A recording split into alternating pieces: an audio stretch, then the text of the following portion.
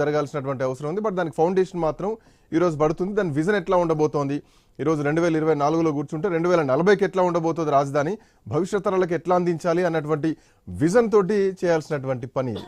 But ఇక్కడ YCP నుంచి వినిపిస్తున్నటువంటి మాటలు ఏంటంటే ఈ హామీలు అంత ఈజీగా అమలు కావు, సో వీళ్ళ ప్రభుత్వం కూడా ఏ పని చేయదు. అదే ఒకవేళ వైసీపీ అధికారంలో ఉంటే కనుక ప్రతి గవర్నమెంట్ ఆఫీసుల్లో మా మేనిఫెస్టో ఉండేది, ప్రజలు మమ్మల్ని గుర్తుపెట్టుకునే వాళ్ళు అని చెప్పేసి చేస్తున్నటువంటి కామెంట్. బట్ ఈ ప్రభుత్వం ఇచ్చినటువంటి హామీలు చేయదు. 2029లో మళ్ళీ ఖచ్చితంగా వైసీపీ ప్రభుత్వమే వస్తుంది అన్న మాట వైసీపీ నాయకుల దగ్గర నుంచి వినిపిస్తోంది. గతంలో కూడా జగన్మోహన్ రెడ్డి ఒక మాట అనడం జరిగింది, ఈ 5 సంవత్సరాలు కళ్ళు మూసుకుంటే మళ్ళీ మడది అని చెప్పేసి. సో కళ్ళు మూసుకోబోతున్నారా, కళ్ళు తెరుచుకోవాల్సినటువంటి టైం వచ్చింది అనుకోవాలా? జయరాం గారు ఎట్లా చూడొచ్చు? అంటే ఇక్కడ జగన్మోహన్ రెడ్డి ఒక పొలిటికల్ స్టేట్మెంట్ ఇచ్చాడు. పొలిటికల్ స్టేట్మెంట్ ఏంటంటే ఇంత పోయినా కూడా, అంటే ఒక సామెత అంటది, చింత చచ్చినా పులుపు దావదు అన్నట్టుగా. అంటే ఇది ఒక అహంకార పూరితమైన సామెత, అది ఒక అహంకార పూరితమైన భాషనే తప్పితే ఏం లేదు. ఒకవేళ కనుక నీకు 5 ఏళ్లకు అధికారంలోకి వస్తానంటే హ్యాపీ. ఇట్లా 5 ఏళ్లకు వచ్చే సంస్కృతి లేదా? మనం ఒకసారి తమిళనాడు చూసుకోండి, ఎవ్రీ 5 years కు చేంజ్ అవుతూనే ఉంది.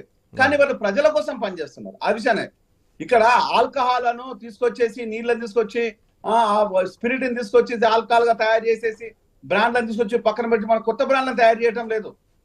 మనుషులు చచ్చిపోయినా కూడా ఈ రోజు తమిళనాడు లోపల దగ్గరగా 130 మంది కల్తీ సార తాగితే 30 మంది ఇప్పటి వరకు చనిపోతే ఇమీడియట్ గా అక్కడ ఎంక్వైరీ చేసేసి వాళ్ళు ఎవడెవడ ఇన్వాల్వ్ అయ్యారో వాళ్ళందరినీ అరెస్ట్ చేయమని ఆదేశించండు ముఖ్యమంత్రి స్టాలిన్.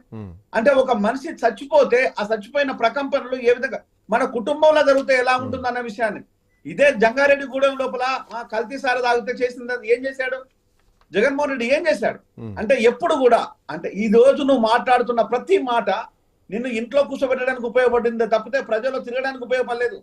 ఈ రోజు నువ్వు చేస్తానంటే ఈ రోజు ఏమి చేయలేదు అనేది వాస్తవము, చేస్తాననేది కూడా వాస్తవమే. ఈ 2.5 సంవత్సరాలు, 3 సంవత్సరాలు, 4 సంవత్సరాలు, 5 సంవత్సరాలు, 10 సంవత్సరాలు టార్గెట్ తోనే ఉంటది, వర్క్ చేస్తారు, బేసిక్ వర్క్ జరుగుతుంది. ఇక డెవలప్మెంట్ అనేది నిరంతర ప్రక్రియ. దాన్ని ఒక్క రోజుతోనే జరిగేది కాదు. ఒక హైదరాబాద్ నిర్మించాలన్నా ఒక రోజుతో అయింది కాదు. ఒక ముంబై, ఒక చెన్నై, ఓ బెంగళూరు, ఇతర ఏ రాష్ట్రానికి క్యాపిటల్ కూడా ఒక్క రోజుతో అనేది కాదు. సమిష్టి కృషి, ప్రజల ప్రశంసలు, ఎందుకంటే ఇది ఒక పార్టీతో అక్కడ వచ్చే బిజినెస్ ఎగ్జాక్ట్లీ ఒక పార్టీతో ఒక ముఖ్యమంత్రితో అయ్యేది కాదు. ఇన్ఫ్రాస్ట్రక్చర్ పెంచాలి, ఇంటర్నేషనల్ స్థాయికి తీసుకురావాలి, ఇంటర్నేషనల్ ఎయిర్పోర్ట్లు తీసుకురావాలి. ఇది ఒక నిరంతర ప్రక్రియ. ఒక 40-50 ఏళ్ల పాటు జరగాల్సినటువంటి అభివృద్ధి. ఆ అభివృద్ధికి ఈరోజు ఒక కొబ్బరికాయ పడిందని భావించాలి. ఎవరు కొట్టారు, ఎవరి విజను, చరిత్రలో ఎవరు నిలిచిపోతారు, ఎవరు విధ్వంసం చేశారు, ఈ పాయింట్సే భవిష్యత్తులో ప్రజలు గుర్తుపెట్టుకుంటారు. దాని తగ్గట్టే ప్రజా తీర్పు వస్తుంది. I come back to you. మీతో మాట్లాడతాను. బిఫోర్ దట్ వెంకటేష్ ఎస్ రావు గారు, తెలుగుదేశం పార్టీ అధికార ప్రతినిధి. రావు గారు, మొత్తానికి అమరావతి వరకు మీ అడుగులు పోయినాయి. అటు పోలవరం నుంచి అమరావతి చేరుకున్నారు. అమరావతిలో ఈరోజు సాష్టాంగ నమస్కారంతో ఆ మట్టిని ముట్టుకొని మొదలు పెట్టబోతున్నారు. ఎట్లా చూడొచ్చు? ప్రతిపక్షాలు కూడా మాట్లాడుతున్నాయి, ఆల్రెడీ అంత ఈజీ కాదు, చేయలేరని చెప్పేసి ఒక కామెంట్స్ వినిపిస్తాం. వాళ్ళకి చేతగాక వాళ్ళు చేయలేదు. ఎందుకంటే అమరావతి అనేది ఒక గొప్ప సంకల్పంతో చంద్రబాబు నాయుడు గారు మొదలుపెట్టారు, ఒక పవిత్ర హృదయంతో. అమరావతిలో దాదాపు తెలుగుదేశం పార్టీ అధికారంలో ఉన్నాడు 10 కాలంలో, మొత్తం దాదాపు 70% నిర్మాణాలు పూర్తయింది. కొన్ని బిల్డింగ్లు అయితే దాన్ని మొత్తం ఒక జంగల్గా మార్చి ఒక అక్కసుతోటి, కేవలం చంద్రబాబు నాయుడు గారి పైన అక్కసుతోటే ఆ అమరావతి రాజధాని ప్రతిపక్ష నాయకుడిగా ఉన్నప్పుడు అమరావతికి ఆమోదించాడు. తర్వాత అధికారంలోకి వచ్చినాక ఆ 3 రాజధానులు వచ్చారు. 3 రాజధానులు ఏమో చేసావా అంటే ఏం లేదు, ఒక బిల్డింగ్ అది కదా, ఒక బాత్రూమ్ కూడా కట్టలేదు. అదేం చేశారు? మళ్ళీ అహంకారం చూడండి, అవే కడితే బాగుండేది. ఇప్పుడు ఏంటంటే మనిషికి అహంకారం అనేది ఎక్కిన తర్వాత బుద్ధి పనిచేయదు. వినాశకాలే విపరీత బుద్ధి అంటారు కదా, అట్లా ఏ విధంగా అయితే మొత్తం గర్వంతో ఇక్కడ కేసీఆర్ ఏ విధంగా అయిందో అక్కడ జగన్మోహన్ రెడ్డి కూడా సేమ్ టు సేమ్ నెక్స్ట్ అధికారం నేనే వస్తాను, వైజాగ్లో ప్రమాణ స్వీకారం చేస్తాను అని చెప్పేసి, రేపు నేనే గెలవబోతున్నాను అని చెప్పేసి ఆ ప్యాలెస్లు చూడండి, ఏ విధంగా కట్టాడు? ఇదంతా కూడా ప్రజల్లో అక్కడ ఆర్థిక సంక్షోభంలో ఆంధ్రప్రదేశ్ రాష్ట్రం ఉన్నప్పుడు కానీ ప్యాలెస్ల విషయంలో కూడా టీడీపీ రాజకీయం చేస్తోంది. అది ఎందుకు ప్రభుత్వానికి రాజకీయం అండి? సంబంధించినటువంటి ఎందుకు క్యాంప్ రాజకీయం కార్యాలయం, అండి? ఇప్పుడు ప్రభుత్వానికి సంబంధించినటువంటి గెస్ట్ ఆ హౌస్లు యొక్క ముఖ్యమంత్రి భవనాలు ఎందుకుంటారు? ఆ యొక్క భవనాలు వాటిని కట్టే ఎందుకు బ్లేమ్ చేస్తున్నారు? అదేనండి, ఆ యొక్క భవనాల మీద కట్టే చిత్తశుద్ధి ఇక్కడ ప్రజల మీద ఉండాలి కదా. అమరావతి రైతులు భూములు ఇచ్చారు, వాళ్ళు ధర్నాలు చేస్తుంటే ప్రజాస్వామ్యబద్ధంగా వ్యతిరేకత తెలుపుతుంటే వాళ్ళని పేడ్ ఆర్టిస్ట్ అని చెప్పేసి గర్భిణీ స్త్రీని కూడా చూడకుండా పోలీసులు లాఠీతో కొట్టి ఇచ్చినటువంటి వైనమైనది. ప్రజలు సస్తున్నారు ఈరోజు.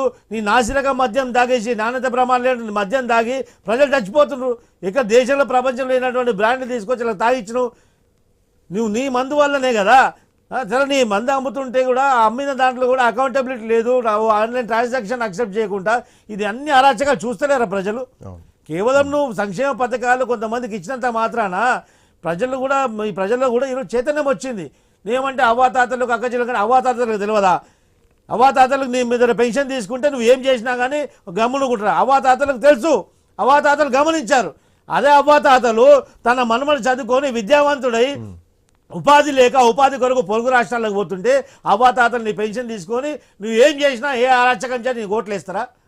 అదే చేసిండ్రు ప్రజలు ఈరోజు ఆక్రోషంతో కోపంతో నీ మీద వ్యతిరేకించి పంపించారు. అయినప్పటికీ కూడా మళ్ళీ అదే వైఖరి. మీతో ఏం చేత కాదు, అరే మాకు ఏం చేత ఏం కాదు మాకు తెలుసు కదా. ఫస్ట్ మీరు 11 సీట్లు ఇచ్చి మీకు ఈరోజు ప్రతిపక్షంలో కూర్చోబెట్టారు. ప్రజల యొక్క నిర్ణయాన్ని ఆమోదించండి. మీ దగ్గర ఏ తప్పులు చేశారు గతంలో 10 కాలంగా మీరు యాక్సెప్ట్ చేస్తున్నారా ప్రతిపక్షం అని? ప్రతిపక్షం కాదు, ప్రతిపక్ష హోదా లేనటువంటి పార్టీ అది. మీ ప్రజలు మేము ఏ విధంగా చీగొట్టారో మీరు గమనించుకోండి, ప్రక్షాళన చేసుకోండి. మీరు గతంలో 5 సంవత్సరాల పదవి కాలంలో ఏ తప్పిదాలు చేశారో సవరించుకోండి. తర్వాత ప్రజాక్షేత్రం వెళ్ళండి. ఒక ప్రతిపక్ష నాయకుడిగా ప్రతిపక్ష హోదా లేకున్నటువంటి మేము గౌరవిస్తాం. మా శాసనసభ పక్ష మంత్రి కూడా వాళ్ళు మిమ్మల్ని జగన్మోహన్ రెడ్డి గారికి అసెంబ్లీకి రమ్మని ఆహ్వానించారు. రండి, మీ ప్రతిపక్షంగానే భావిస్తున్నాము, మీరు రండి, మీ సూచన సలహాలు ఇవ్వండి, ఒక ప్రజాస్వామ్యబద్ధంగా ఈ యొక్క అసెంబ్లీ నడుపుదామని చెప్పేసి ఒక మంచి ఒరవడికి మంచి సంస్కృతికి నాంది పలికారు. అయినప్పటికీ కూడా రేపు చూద్దాం, రేపు మీరు అసెంబ్లీలో వస్తారా లేకుండా మనం ఇంకా నాటకం చేస్తారా అది కూడా తెలుస్తుంది కదా. చూద్దాం. Let's see. వరలక్ష్మి గారు ఇందాక ఆయన చెప్పారు కదా పాదయాత్ర